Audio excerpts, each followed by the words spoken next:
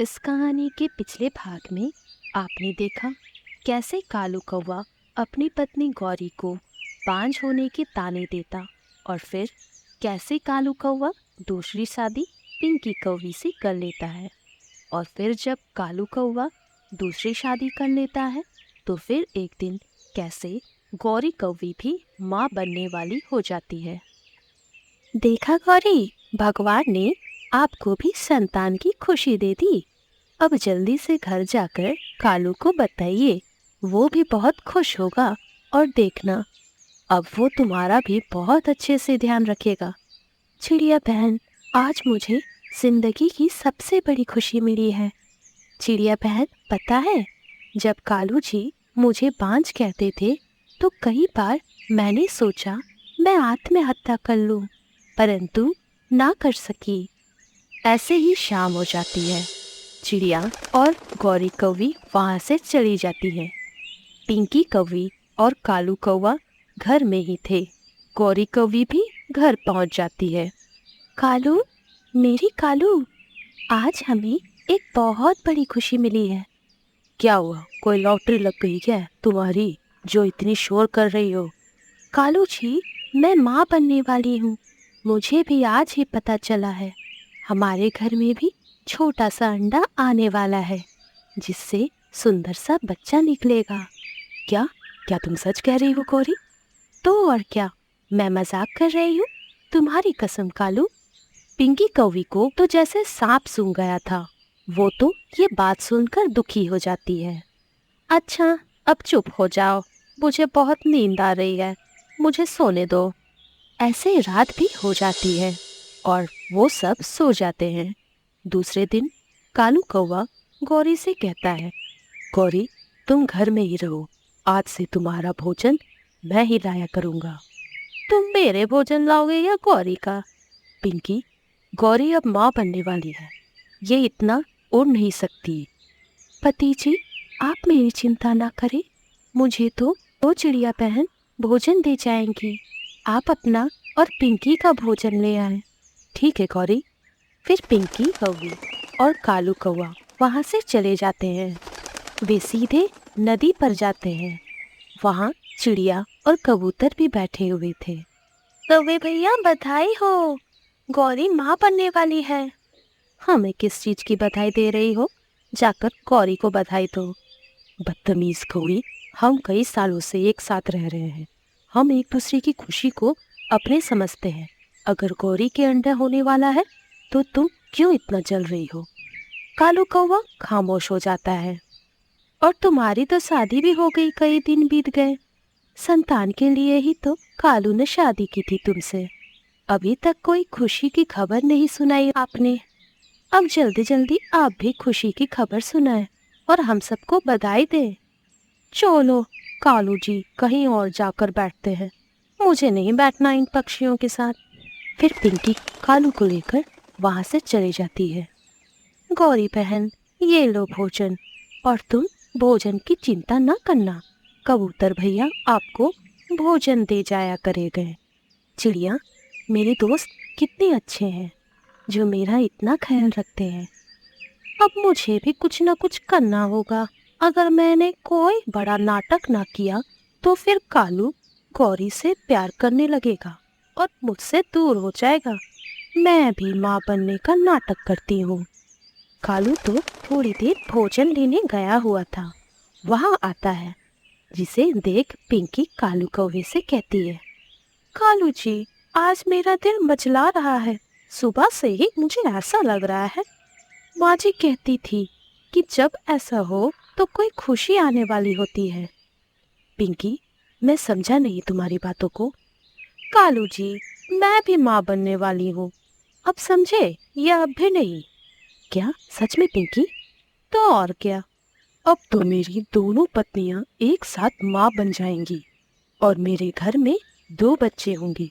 चलो अब घर चले। फिर वो दोनों घर चल जाते हैं। अच्छा ही हुआ चिड़िया, तुम भी यहाँ बैठी हो। चिड़िया और गौरी, अपनी पिंकी भी माँ बनने वाली है। क्या? परंतु जब पिंकी नदी पर मुझे मिली थी तब तो आपने ये बात नहीं बताई। मुझे भी अभी अभी पता चला है, तो फिर आपको भी बधाई हो। पिंकी, अब हम आपस में प्यार से रहेंगे और अपने बच्चों की अच्छे से रक्षा करेंगे। फिर ऐसे ही कुछ दिन गुजर जाते हैं और एक सुबह गौरी कौवी एक सुंदर सा अंडा देती है, जिसे देख कालू कौवा तो बहुत ज्यादा खुश हो जाता है। गौरी, अब जल्दी मेरे सपना पूरा होने वाला है और फिर हमारे इस अंडे से सुंदर सा बच्चा निकलेगा। कालू जी, बस कुछ ही दिनों की बात है जब हमारा बच्चा हमारे इस अंडे से बाहर निकल आएगा। पिंकी कौवी का नाटक अब तो अच्छे से चल रहा था, परंतु पिंकी परेशान हो गई थी कि अब उसका झूठ पकड़ा जाएगा। वो यही सोच रही थी कि कालू कौवा पिंकी से कहता है, पिंकी, क्या तुम्हारा अंडा नहीं हुआ अभी तक? कितना अच्छा होता कि मेरे दोनों बच्चे एक साथ ही इस दुनिया में आए। मेरे सिर में दर्द हो रहा है, मुझसे बोला भी नहीं जा रहा है, भूख भी बहुत लगी है। मैं जाता हूँ, तुम दोनों के लिए भोजन लेकर आता हूँ। फिर कालू कौवा वहाँ से चला जाता है। पिंकी, तुम्हारी तो पेट बता रहा है कि तुम माँ नहीं बनने वाली। मुझे तो लग रहा है कि तुम झूठ बोल रही हो। यह सुनकर पिंकी तो डर जाती है। ना ना ना, नहीं, मेरे अंडे भी तो 2-4 दिन में आने ही वाले हैं। अरे तुम तो डर गई, मैं तो मजाक कर रही थी। चिड़िया बहन, मुझे तो पिंकी की कुछ समझ नहीं आ रही है। खाए ही जा रही है, दिन रात खाते रहती है और गौरी ने तो अंडे भी दे दिए हैं। उसने अभी तक अंडा भी नहीं दिया। वैसे सच बताऊं तो मुझे तुम्हारी दूसरी पत्नी शकल से झूठी लगती है। मुझे तो लग रहा है कि वो माँ बनने वाली नहीं है। वो झूठ बोल रही है, केवल इसीलिए कि तुम उसे छोड़कर गौरी को प्यार न करने लग जाओ। चिड़िया बहन, गौरी से बड़ा जुल्म किए हैं मैंने। भोजन तक नहीं ला देता था, उसने सब बर्दाश्त किया। अगर सच पूछो तो मैं दूसरी शादी करके बहुत पछता रहा हूँ। अब पछताने का कोई फायदा नहीं, जो होना था वह हो गया। परंतु मुझे इतना पता चल जाए कि वो पिंकी सच में माँ बनने वाली है या झूठ बोल रही है। अब शांत हो जाए, आज शाम तक मैं सच आपके सामने ले आऊंगी। क्या आप भोजन की खोज कर ली या अभी जाना है भोजन की खोज को? मुझे तो ये चावलों को कुछ दाने मिल जाएं, मैं तो वापस घर जाने वाला हूँ। तो फिर चलो, मैं भी जाती हूँ आपके साथ। फिर चिड़िया और कालू कौवा घर की ओर चल जाते हैं। पति जी, ले आए भोजन? मुझे तो बहुत भूख लगी हुई थी। अंडा होने वाला है ना, इन दिनों में भूख कुछ ज्यादा ही लगती है। चिड़िया बहन, आज तो सारा दिन मैं अपने अंडे पर बैठी ही रही हूँ। अगर ऐसे ही अंडे पे बैठे रहोगी तो फिर 2-4 दिन में आपके अंडे से बच्चे भी निकल आएंगे। पिंकी, जरा चलो तो हमारे साथ। कालू भैया कह रहे थे कि तुम्हारे चेकअप करवाना है। परंतु कहाँ चलूँ? पेरी जी के पास। और कहाँ? वे ही बताएंगे कि अंडा ठीक तो है। गौरी तो समझ जाती है चिड़िया ऐसे क्यों कह रही है। ये ठीक है चिड़िया बहन, पिंकी का चेकअप करवा ही लो और ये भी पता चल जाएगा कि पिंकी की नॉर्मल डिलीवरी है या ऑपरेशन होगा। या सुनकर पिंकी की जान जाती है। अब तो झूठ पकड़ा ही जाएगा। फिर कालू भी बोलता है, चलो चलो पिंकी, जल्दी चलो, समय कम है, हमें शाम तक लौट कर आना भी है। आप खामोश क्यों हैं? कुछ तो बोल नहीं रही हो? बस इतना ही कहा था, पिंकी तो जोर जोर से रोने लग गई। वो सब पिंकी के रोने से कारण पूछते हैं। कालू जी, मैंने झूठ बोला कि मैं माँ बनने वाली हूँ। मुझे डर था कि आप मुझे छोड़ दोगे, परंतु आज मैं अब सच बताना चाहती हूँ। कालू जी, अगर आपकी मुझसे दूसरी शादी की थी तो वो भी आपसे दूसरी शादी थी।